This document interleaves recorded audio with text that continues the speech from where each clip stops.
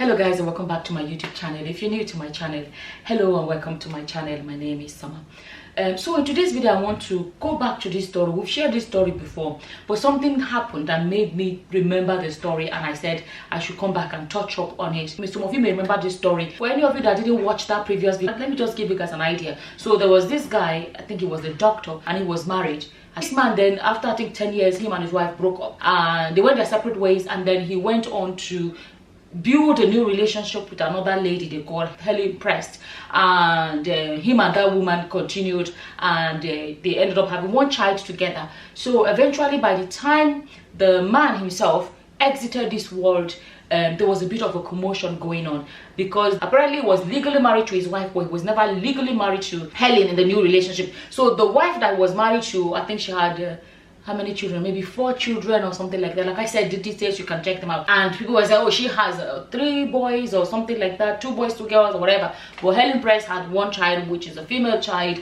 And when this man left this world, there was a bit of a tussle, if that makes sense. But the thing that actually went viral was that at his burial, where he was being buried, they were fighting over the hand shovel or whatever to pour sand on him. And I made a video and I addressed that aspect, and I believe that all of them should take part in the burial. It shouldn't be a big deal. And I spoke my mind about it, and I said, I basically actually said that if a man chose to be with a woman for so many years, she's not just one girlfriend like that. I know there is the legal aspect of paper or whatever. I can't remember all the details. The legal part, okay, this one I married legally. But I felt like they should have just, it's a burial, like bury him properly. But there was something people explained that actually made me see some things differently, because I was basically speaking about the burial. What did they do? Just bury somebody, everybody go home. This is a man that his life is over. There was no point in fighting over a burial. So people started explaining to me that somehow this is more than just fighting over who will pour sand, that it is more about, at the end of the day, inheritance.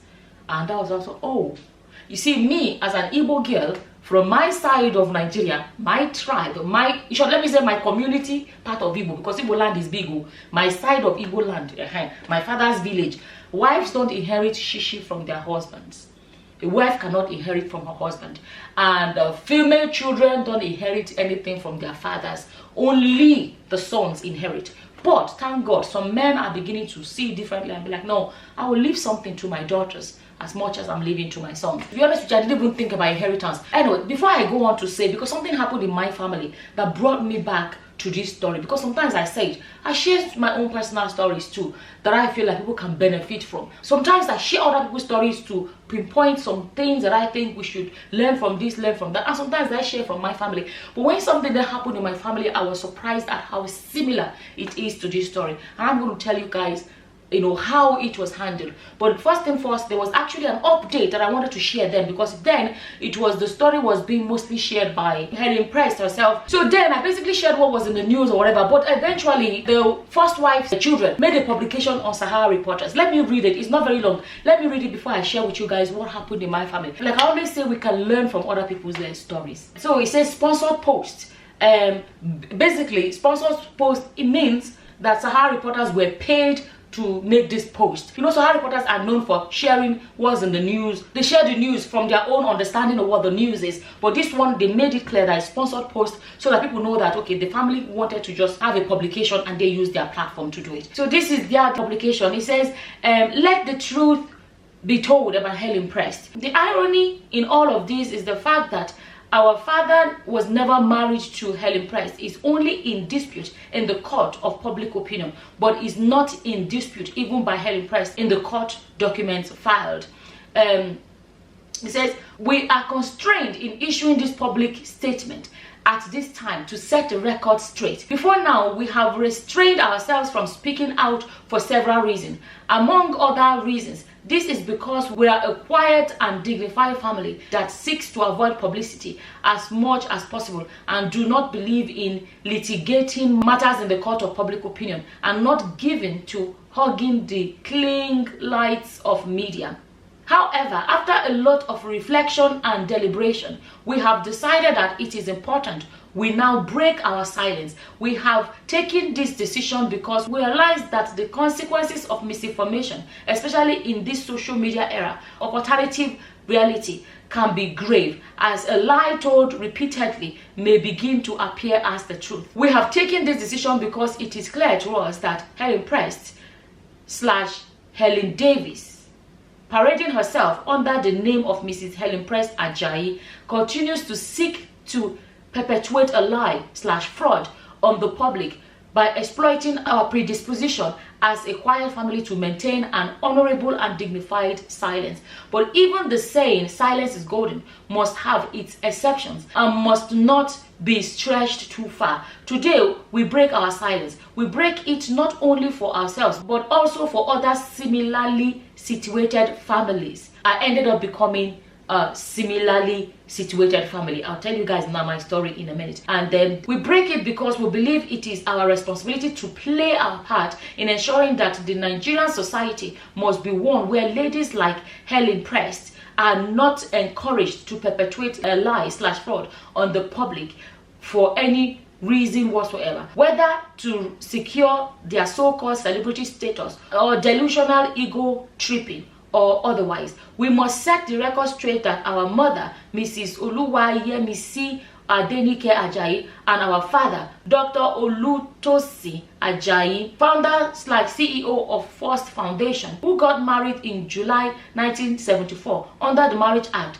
remained married until our father's death in April 2020. They were never divorced, but from publications or from the wherever, they said they were already apart for decades. Okay, is it that 10 years or more? I can't remember, but like I said, you can watch that video to know what it was. We must also set the record straight that Helen Prest was never married to our father, whether under the Marriage Act, by customary marriage, or any form of marriage known to our law. As many lawyers know, and Helen Prest, who presumably herself is a lawyer, ought to know, our father in any event could not have been legally married to anyone else without first divorcing our mother, which he never did. The irony in all of this is that our father was never married to Helen Prest, is only in dispute in the court of public opinion, but is not in dispute even by Helen Prest in the court documents filed on her behalf. We refer the public to the filings by Helen Prest in suit number ID that was before the Ikeja division of the High Court of Lagos State. I wonder what the outcome of the court case actually is, but anyways, eventually what it became, especially paragraph 4H of the counter affidavit filed on her behalf in that suit states that Helen Prest was his, i.e. our father, partner and civil companion for the past 25 years. That is a long time, prior to his death. So he has left their mother at least for more than 25 years. I think they said even after he left their mother, he stayed for 10 years before he met this lady. So their father and their mother had gone their separate ways for a very long time in person, but they didn't do a divorce according to the report. Despite the fact that Helen Prest has never claimed to be married to our father in any court filings, she brazenly persists on various social media platforms and through the collaboration of certain newspapers in deceiving the public into believing that she was married to our father, including constantly referring to him as my husband in her post and referring to herself as Mrs. Helen Prest Ajayi. She persists in seeking to create an alternative convenient reality in the public while recoiling to a different position in court documents, knowing fully well that the public would not bother to check her court filings, and in the expectations that we will continue to operate under a silence is golden policy, all in the face-saving effort with her many collaborators and internet trolls to stifle the truth. The game is up, Helen Prest. Those peddling the idea that Helen Prest was ever married to our father, Dr. Tosin Ajayi, are either doing so out of ignorance based on the lies she told them, or are just being mischievous. We end by saying that many that knew our father regarded him as a very smart and intelligent man. We have no doubt that he was. While our father and our mother might have had some disagreement along the line, not unusual in marriage, we're equally sure that for very good reasons their separation never resulted in divorce until our dad passed on. He chose to remain married to our mother, and both of them still had cordial relationship. But you see, I understand what they're saying as a married to their mother in paper, but if you don't live with a woman for over 25 years, you did not choose to remain married to her. Because that's another area, do you know what I'm trying to say, that I think, you know, we have to look at. They were no longer a couple in the same house, do you know what I mean? But he never got a paper divorce, if that makes sense. Okay. We have no doubt that he also had good reasons for choosing never to marry Helen Prest. He did not marry Helen Prest, and Helen Prest knows this, and she confirms this to many people we know. Signed, the children of Mrs. Oluwa Yemisi Adenike Ajayi. Okay, so, you know, at the same time, you know, that's one thing. I think even we shared it that time, that a lot of people are beginning to become very aware of it, the importance of the paperwork, if that makes sense. Because the same way they are saying that their father must have had a reason not to have legally married Ajayi, at the same way people can say he must have had a reason why he stayed with her for over 30 years or whatever number of years. At the same time, you can also say, you know, he had the reasons why he never reconciled with his wife and moved back to be with his wife and his family. He must have had the reason why he never went back to, you know, be husband in the real sense of the word and keep that family unit intact. Okay, so that aside, I wanted to read that because I feel like at that time, you know, everything, I really wanted to make this video then about their own publication, but so many things, you know, Nigerian news, therefore, you know, you forget one story. But since I wanted to come back and address this, I felt like it is fair to at least hear what the children had to say. They have a right to have a voice. So coming back to my family, why I wanted to share this story. My father, you know, my parents, I told you guys about growing up in a broken home, and our parents split up and they were apart for 10 years. And in that process, my father remarried. And I've shared story about growing up in poverty. We were so poor that even to soak gari was luxury for us. We couldn't even afford. Do you know this, to just soak gari and drink? No, you were no longer allowed to drink gari. Because when the poverty started, you could just drink gari. I've shared my story. I'm not ashamed. Like, there's nothing to be ashamed of. This is my story. But I thank God for where my life is today. But you know, before, when the poverty started, you could just be hungry and just drink gari to hold the hunger until mealtime. But it got so bad that became a luxury. You're not allowed to drink gari because it's a waste. Only when they make the eba, you eat your food. It was that bad. Okay, that aside. So, why I mentioned this poverty is that when my father now, we were living in Benin then, and he came back one day and said, this is my new wife. I remember even as a kid saying to myself, how can he have a new wife? We don't have any money. And believe me, I used to think in my head that, because I know that bride price is not cheap, especially my side of Igbo land. And I remember saying to myself, because not even the list of things you have to buy, the money you have to pay, okay. And I was thinking to myself, what was he able to afford to marry a wife? Even as a young girl then. And I thought to myself, maybe they gave him half price. If that makes sense. That sounds weird, but I'm just being honest. Maybe they cut the price for him and said, okay, you know, some families do it and say, we'll cut it down for you, you know. But do you know what happened? Over 20 years ago, my father died. And his wife, my mother, they finally got back together, and then it became two women in one house. But my father and my mother were never a couple again. Let me put it like that. They were in one house, living together.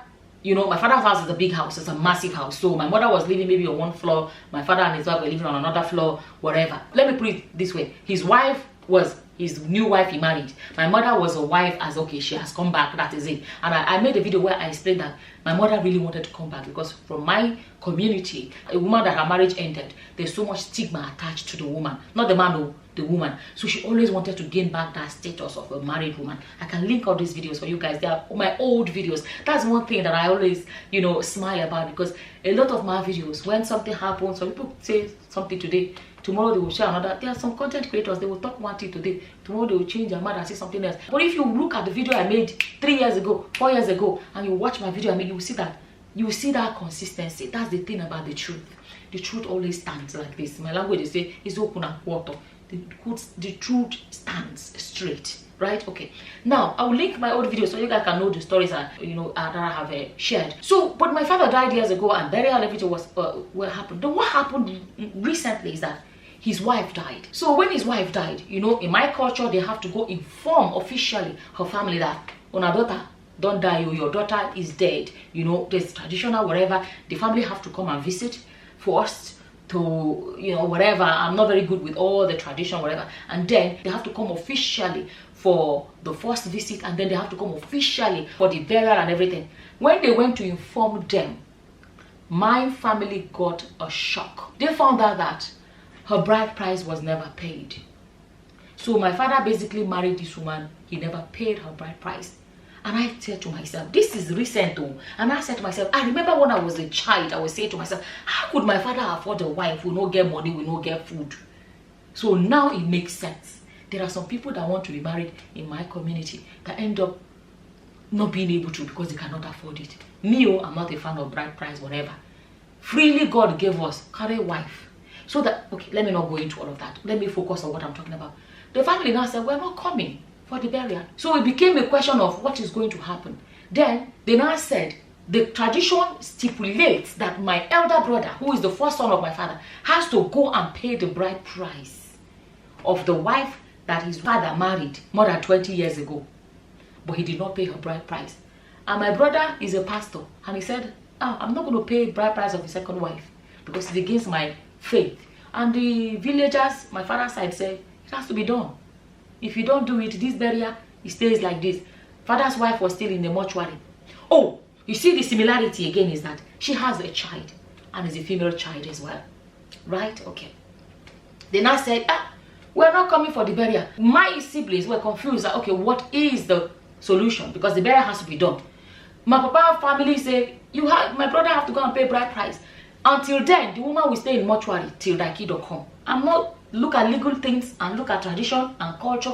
All of these things are things for us to discuss and be rubbing mind and be learning from our culture, whatever. Okay, just to get a feel of all these things.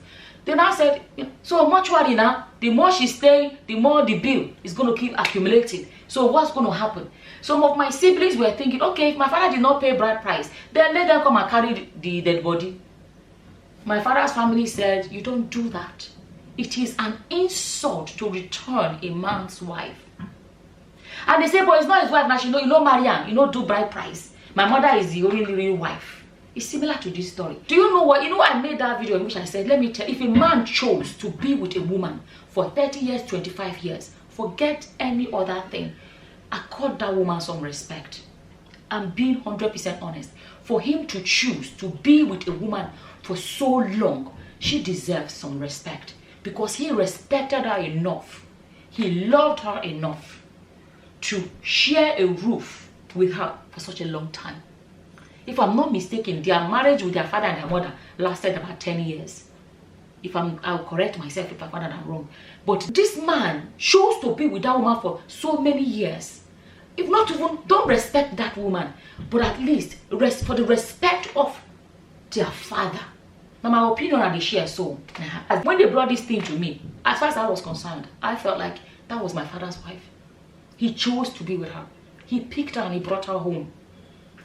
He went to meetings with her. She was there with him when he was dying. Right? Okay.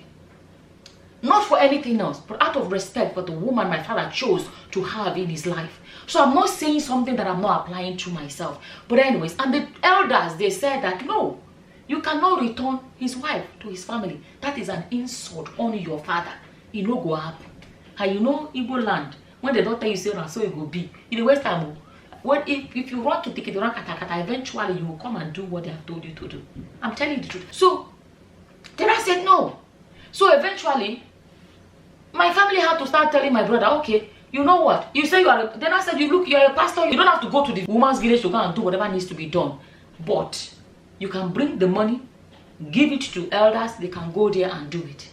You don't have to do it physically. Basically, you're burying your father. This is part of the process of burying your father. Don't see it like you're marrying your father's second wife. My brother, after all the kitty and kata and all the job or whatever, eventually, he had to do it. He brought money and gave the elders. They went to the woman's family. They did the visit and they paid her bride price. And then the family now came officially to come and visit and say, okay, we hear say our daughter died. So it has come back to what I said. You see, that time my papa's wife never died. When I made that video, I don't know how long that video is. A year, maybe 2 years or even more. I made that video. My father's wife had not died. And I had not even known that my father did not really marry the wife. And I said what I said then. And what I said eventually, when it happened in my household, I was shocked at the similarity. And I was shocked to see that what I was saying was what ended up being done traditionally by the elders. And that sentence, when they made that sentence, I was like, whoa. They said, your father chose that woman. He didn't pay her bride price, but he chose to be with her for so many years. Out of respect for your father. That's what I said that time. Okay. Coming to the daughter. I'm surprised because it's heartbreaking. You see this life, it's the grace of God that we're still alive. Or nobody knows when their end is coming. Some of the things human beings fight over. Your father had a child that is from another woman. That is your father's child. That girl should be embraced and welcome. You cannot have whatever against that child. And people make mistake. Your father is the one that decided to leave your mother and go and be with that Helen Press for how many decades. So it's always easy to hate the other woman and forgetting it is your father, a grown man, that made his decisions. My father married a new wife. I was not a fan. No. Eventually I accepted, especially when that baby was born. We were all carrying baby like this. We have nothing against that baby. We used to fight his wife. We used to really give his wife wahala before. But when she had that baby, the way we were carrying that baby, you don't pass that to a baby. That's our sibling. Even till date, like that girl, I've not seen her for a long time because I've not been to Nigeria for a long time. But that's my father's child. I didn't grow up with her. I don't have that kind of bond with her, whatever. But it's my father's child. Another area that now happened is that this my papa Pekin, just like their own papa has a child that was not born by their own mother. You will not believe that this my father's child, she's in her 20s, and their own stepsister is also in their 20s. The interesting thing is that this girl now, when my father has already died, and then the mother died, my siblings now say that the girl will come and stay with any of them in the city, but she cannot stay in the village. Her mother is not there to look after her. She should come to the city. And the girl said she should not go to the city. And they called me. I was like, we're trying to get out of the village. There's nothing there for her. We need her to have an education. And I called her. She said, I'm not going. She wants to stay in the village. Even before her mother died, they have tried to send this girl to school. She said she don't want to go to school. She said she wants to do sewing. She wants to do this one. They put her in the sewing, whatever. She did it, whatever. She said she's not doing it anymore. I'm just looking at how she's being cared for. And she's doing the job. She's doing something else. I don't want to do this. Even after her mother died, we are still trying to get her out of the village. She refused to leave the village. The other time she asked me for money. I sent the money to one of my siblings. And I told her to travel to my sibling to go get the money. Because I want to pull her out. She said she not to go. She was not even willing to travel because of the money. I said, I've already sent your money to so and so, traveled. She's like, why will you send the money there? Why did you give it to me here? Why did you send it there? I'm not going. She refused to go. And my sibling said, don't stop giving her any more money because you're facilitating her staying in that village. You're trying to tell her that for her to come out and get an education and just, you can go back to the village later, but at least for now, come out and be educated and do something with your life. Your mother is no longer there. This girl, and and when I think about it, and I think about this Ajayi story, and I saw a massive difference. I'm not going to say my family were sent, so if I tell you our own, but I'm not going to lie. When I look at some areas, I actually say, well, my family is actually not that bad.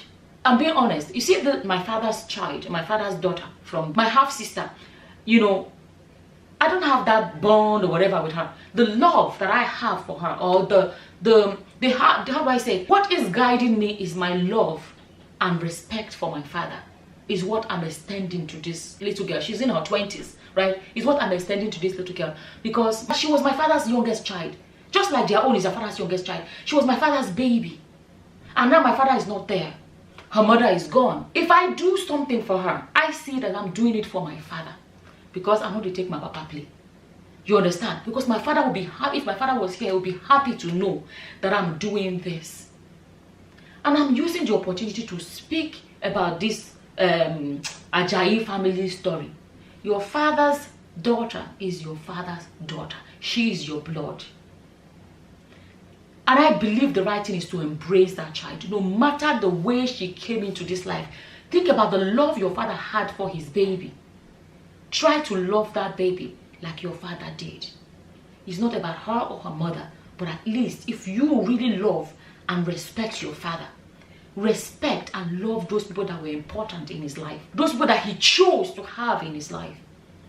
So all this, it's unnecessary. What is life at the end of the day? Sometimes when you share a story, some people will say, you don't know anything. If it's you, it's happened to you, will know. If it's it was one day I sat back and I looked. To be honest, what actually opened my eyes was, this girl is doing shakara. She's saying, I don't.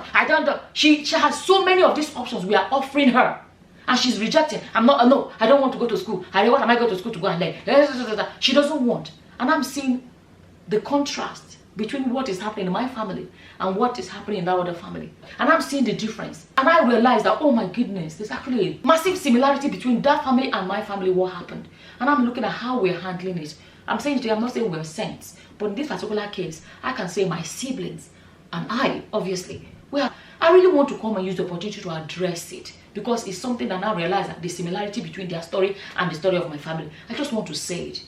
This life is nothing at the end of the day. All of us will die and be buried and rot in the ground. There is no need for unnecessary fight and hatred of each other. This is unnecessary. And I think in this particular case, embrace your father's child. Respect the woman he had in his life. I'm not saying you don't even have to embrace the woman because she's not your flesh and blood, but at least respect her. You know, whatever they have to do, let them find amicable ways to do these things. At the end of the day, your father is the middleman. He is the one that created this whole thing. Because I believe he should have done the right thing. Maybe divorce their mother if he wanted to divorce her, and then marry the new one, whatever, or set the record straight from day one. Because then don't forget, it is your father that is on the driving seat that could have set up the whole thing the way he wants it when he's gone. And like I said, it was a lesson, and it's still a lesson for people that are alive today to plan themselves now, so that when it happens, there will not be kata when they are gone. I will say it again, it is the man that left it the way that it is. He could have done the right thing, whatever his version of the right thing is, or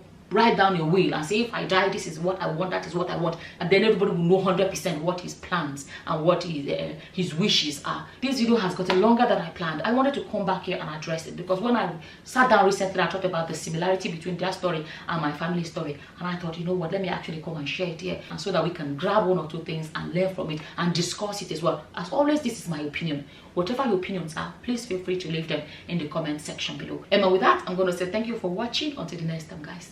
Bye-bye. Bye.